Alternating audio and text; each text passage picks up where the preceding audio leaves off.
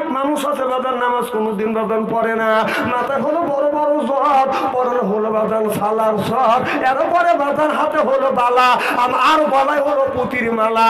আমি হিসাব করে দেখলাম ওই লোকটা অর্ডিনাল শয়তানের শালা। নামাজ নেই, রোজা নাই, হাস নাই, যাকাত নাই, খালি বান্দারি গজল গায়। ওই খাঁচার ভিতর আছেন পাখি ঢুকলো কিভাবে, ওই যে খাঁচার ভিতর আছেন পাখি ঢুকলো কিভাবে, মুর্শিদকে খাওয়াইলে সানা পাখি কি খাবে, হায় হায় মুর্শিদ খাইলে মা কোন সানা, পাখি তো খাওয়া হইল না, মুর্শিদকে খাওয়াইলে সানা পাখি কি খাবে, পাখি গু খাবে তা তোর কি। এই পাখি বলে বেশি বেশি করে নামাজ পড়ো, বেশি বেশি করে রোজা করো, বেশি বেশি করে জিকির করো। পাখি বলে আপনার বেশি বেশি করে কোরআন তেলাওয়াত করো। আল্লাহর রাসূল বলেছে কুল্লু সাইল সেকালাতুল কুলুবিহিল যিকরুল্লাহ, বেশি বেশি করে জিকির করলে কলবের ময়লা পরিষ্কার করে দিবে কে? কাপড় চোপড়ে যদি ময়লা পড়ে সাবান ছোটা দিলে পরিষ্কার হয়, শরীরে যদি ময়লা পড়ে সাবান দিয়ে দলন দিলে বাদন পরিষ্কার হয়। অন্তরের মধ্যে ময়লা বললে কি দিয়ে আপনি পরিষ্কার করবেন? মনে বাবলা মাথা দেখা লেগেছে, মনে বাবলা মাথা দেখা লেগেছে, তুই লেখি যায় সাবানে সাবানে, মনের ময়লা বুঝবে কেমনে, খাজতে যায় না রে ধুলে, স্বভাব যায় না রে মলে, শিকার গন্ধ যাইবে কি ভাই, সুসর গন্ধ যাইবে কি ভাই, গোলাপ জল দিলে, মনের ময়লা বুঝবে কেমনে। রাসূল বললেন কুল্লু সাইল সেকালাতুল কুলুবিহিল যিকরুল্লাহ, বেশি বেশি করে জিকির করলে কলবের ময়লা পরিষ্কার করে দেয় কে? তালি নামাজ যেমন ফরজ, রোজা যেমন ফরজ, জিকির করা ফরজ। আর আমাদের দেশে জিকির কেউ থাকে হায় হায় হায় হায় মাটি কেটে খাগা কেউ তো সেটাই নিয়ে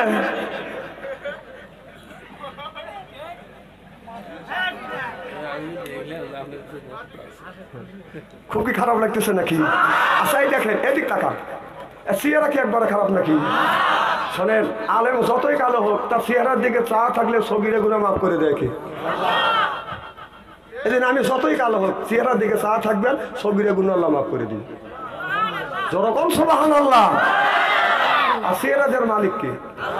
আমার দেখলে মানুষ পছন্দই করে না, আমার দেখলে কাজে না পাম দিও না, ওখানে আমি বুঝি। আল্লাহ ইলম কালাম যতটুক দিছে, কণ্ঠ যতটুক দিছে, চলার মতো ব্যবস্থা করে দিছে, কিন্তু মারি খাওয়া গেল বলো সিয়েরাই সব বলে কপাল। না মানে শরীরের স্বাস্থ্য যদি ভালো করার মতো যদি শক্তি থাকতো সবার আগে আমি এটা করতাম। আমার ভাইয়ের, আমার মুসলমান ভাইরে, আল্লাহর হাবিবের বিয়ামতরা ভালো করে লক্ষ্য করে শুনুন, বলে নিয়তে বাদান শুনতে হবে। আমি একদিন বাদান ওয়াজ করতেছি, এরকম করে মাহফিলে গেছি বাদান, কবরস্থানের মাহফিল। আমার আগে আল্লাহর এক বান্দা বাদান এত সুন্দর সুন্দর বয়ান করলো, কিন্তু তারপরও বলে হুজুর মন ভরে নাই। আমাকে বলো হুজুর, ওই যে কবরস্থানের মাহফিল, বাপ দাদা 14 গোষ্ঠী কবরের মধ্যে শুয়ে আছে, মারা গেছে, হুজুর ওই হুজুর কবরের ওয়াজ করে না, আপনি কবরের ওয়াজ করেন। আমি বললাম কি করবো? কয় আমার বাপ দাদা মারা গেছে, কবরের মধ্যে রয়েছে, তারা কি অবস্থায় রয়েছে? আমি বললাম, আমি উঠিয়ে বললাম, তোমার বাবা তোমার দাদা যদি দুনিয়ায় ভালো কাজ করিয়া থাকে, কবরের মধ্যে আরামে ঘুমোচ্ছে। যদি মানুষের অন্যায় করে থাকে, তোর দাদা আর তোর বাপ খালি গুতনি খাচ্ছে। যা দেখায় যা, না না কবরের কি ওয়াজ আছে কর? হ্যাঁ, কবরের মধ্যে দুনিয়ার থেকে ভালো কাজ করতে হবে, ভালো কাজ করলে কবরের মধ্যে শান্তি থাকবে। আর যদি খারাপ কাজ করে ওই কবরের মধ্যে দুটনি খাবে, দুটনি খাবে। কথা কর, স্ত্রী হচ্ছে তো। আচ্ছা, মাটির তলের কি ওয়াজ আছে? হ্যাঁ, ওই জায়গা প্রশ্ন করবে হইল 4টা, যেরকম কয়টা? 1 নম্বর প্রশ্ন করবে মান রব্বুকা, তোমার রব কি? আমার দিন কা, তোমার দিন কি? আমার নাবিও কা, তোমার নবী কি?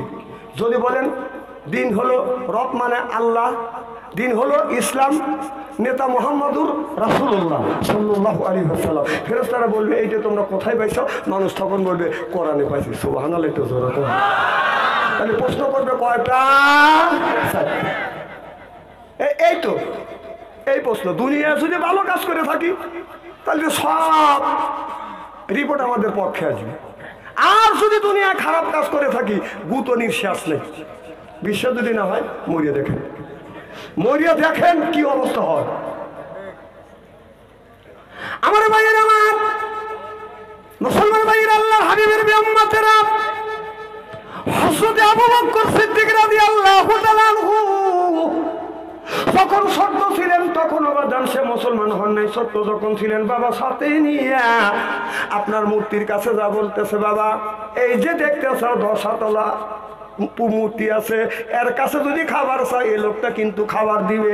এই যে একটা বনের পেটটা বড় করে গরম করে দাঁড়া আছে, ওর কাছে যাইয়া যদি পানি চাও তোমাকে পানি দিবে। এই যে দেখতে চাও একজন এইভাবে করে আছে, ওর কাছে যদি ভালোবাসা চাও ও তোমাকে ভালোবাসা দিবে। ওই জামানায় কোনো মানুষ যদি বাজান সফরে যাইতো 2 পকেটে 2টা ভগবান রাখতো, আর যখন বিপদে পড়তো ভগবানকে বলতো, ভগবান বিপদে পড়ে গেছি তোমরা আমাকে রক্ষা করো। নৌকায় যদি যাইতো পাশা নৌকায় আগা নৌকায় 2 পাশা 2টে বাজার ভগবান রাখতো। বিপদ যখন আসতো ভগবানকে বলতো, ভগবান তুমি আমাকে বাঁচাও। ওরা মূর্তি ছাড়া বাজান কোনো কিছুই বুঝতো না। আবু বকর সিদ্দিক রাদিয়াল্লাহু তাআলা আনহু তার বাবা যা বলে, বেটা আবু বকর এই যে দেখতেছো এই ভগবানের কাছে খাবার চাইলে খাবার দিবে। এই যে ভগবান দেখতেছো এর কাছে যাইয়া যদি পানি চাও তোমাকে পানি দিবে। এই বলিয়ে আবু বকর বাবা জাবাদান পুজো শুরু করে দিয়েছে। পুজোর কাছে যায় এই বিদ্যামূল উপরে দিয়ে বলতেছে, মঙ্গলকালী ভদ্রকালী সুদর্তকালী অং অং শান্তি গং গং শান্তি রাম রাবায় অং শান্তি অং শান্তি অং ফরফরায় অং লাইলুং মোহাম্মদ।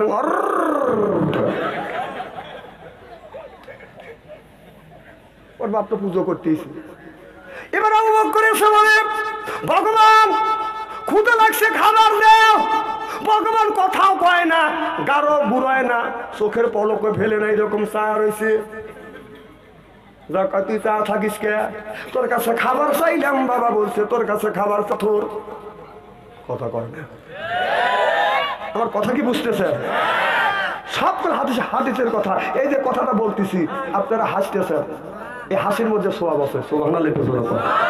এই কথাটা আবু বকর সিদ্দিক আমার নবীর কাছে বর্ণনা করতেছে যে আপনার মুসলমান হওয়ার আগে তারা কোন হালাতে ছিল। আমার ভাইয়ের, আমার পাথর তুলে বলো, ভগবান ক্ষুধা লাগছে খাবার দে।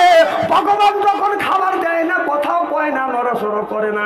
আবু বকর হাতে ছিল বাদান আপনার পাথর, পাথর দিয়ে ডেল মারছে, ভগবানের মাথা ভেঙে গেছে। এখন টাকা দেখে ভগবানের মধ্যে বাদান কিছুই নাই, টাকা দেখে বাদান বাঁশের ফালটা। ওই যে আবু বকর কয়, ও ভগবান তোর ভিতরে কি আছে?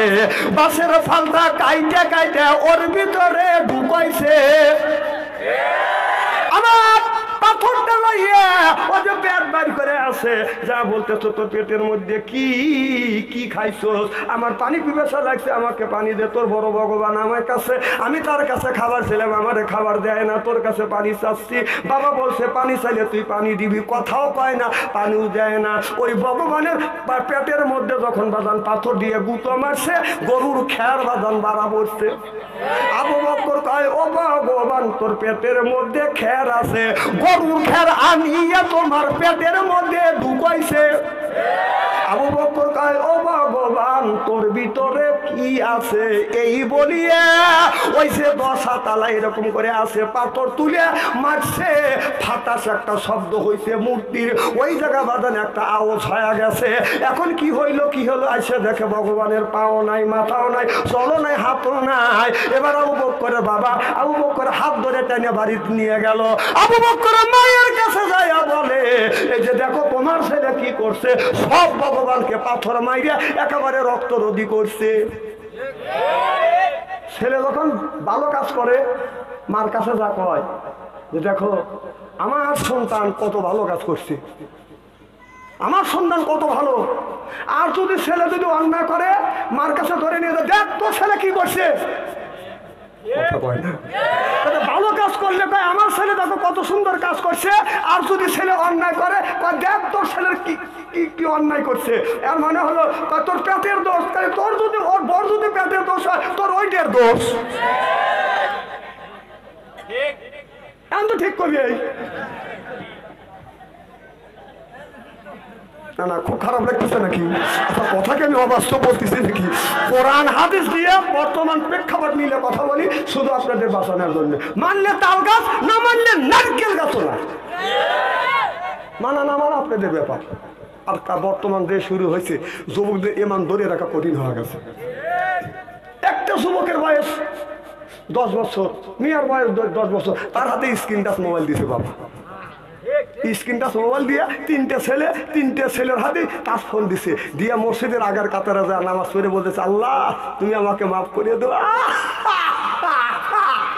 আমি ফাঁক করে ব্যবহার 3 ছেলের হাতে 3টে টাচ ফোন দিয়ে ওকে অন্যায় করার উৎসাহ দিয়ে মসজিদের মধ্যে ফাঁক করে ব্যবহার দিবি। তোর ব্যবহারের 5 পয়সার দাম নেই। কত স্ত্রী করিয়ে ধুয়ে যাবো আজকে। এমনি ফাঁক করে ব্যবহার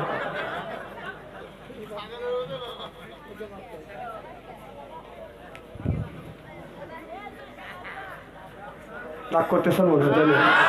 ও ভাই আমি আপনাদের বাঁচার জন্য কথা বলতেছি, বাঁচার জন্য কথা বলতেছি। আপনার ছেলের হাতে টাচ ফোন দেন, আমার দুঃখ নেই। ছেলে জ্ঞান হোক, জ্ঞান অর্জন করুক। 20 বছর পার দিয়েছে, 25 বছর হয়ে গেছে, ওদের কাছে আপনি একটার কাছে 3টে স্ক্রিন টাচ ফোন দেন, আমার কোনো দুঃখ নেই, আমার কোনো দুঃখ নাই। তাহলে অপ্রাপ্ত বয়সে যেই ছেলের বয়স 10 বছর, যে মেয়ের বয়স 10 বছর, কোন জ্ঞানে কোন বিবেকে ওই ছেলের হাতে ওই মেয়ের হাতে স্ক্রিন টাচ মোবাইল দিয়ে আপনি ফাঁক করে ব্যবহার দিচ্ছেন? এখন তো ঠিক করবি।